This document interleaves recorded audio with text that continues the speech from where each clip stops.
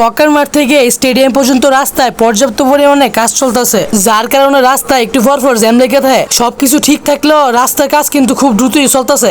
রাস্তাঘাটে ধুলাবালি আর জ্যামের ভোগান্তি উপভোগ করে আমি এসে পড়ছি গঙ্গা নদীর পারে। এই জায়গার ভিউটা যে সুন্দর, দেখলে মনে যায় যে সব দুঃখ এই জায়গাতে ফোকাস করে দিই। গঙ্গা নদীর পারে যে চমৎকার একটা নাগরদোলা আছে, আমি তো ভাই না আসলে জীবনে জানতাম না। এই জায়গার বাচ্চারা যে নাগরদোলা খেলতেছে দেখে তো আমার ছোটবেলা 3 বন্ধুর কথা মনে ফিরে গেছে। 3 বন্ধুর মধ্যে এক বন্ধু ডরে মুইতে ফ্যান ভিজাই লেছে, যার কারণে দুষ্কর্ষ আমরা 3 জনেরই। আপনারা তো অনেকেই মোবাইলের ভিতরে বন্ধু খেলা দেখছেন, দেন আজকে আমি সরাসরি বন্ধু খেলা দেখছি। একটা বন্দুক দিয়ে দেন কেমনে বেলুন সই করানো লাগে। অসাধারণ একটা বন্ধু খেলা দেখে আমি এখন শুধু চলে এসেছি জাম্পিং জ্যাক্সে। এই জায়গা দেন না শুরু বাচ্চা যা শুরু করছে, একটার উপরে একটা লাভ দিয়ে পড়তেছে। সবকিছুর জন্য আলহামদুলিল্লাহ। যদি ভিডিওটি ভালো লাগে থাকে অবশ্যই পেজটি ফলো করে পাশে থাকুন এবং অন্য ভিডিওর জন্য অবশ্যই পেজটি ফলো করে রাখুন। রাস্তাঘাটে ধুলাবালি, জ্যাম, নদীর ভিউ এবং নাগরদোলা উপভোগ শেষ করে আমি আমার গন্তব্যস্থান যেতেছি বাসায়। দিনের আলোতে বাইরেও জানি কেমন রাত হয়ে গেছে, কোনো টেরই পেয়েছি না।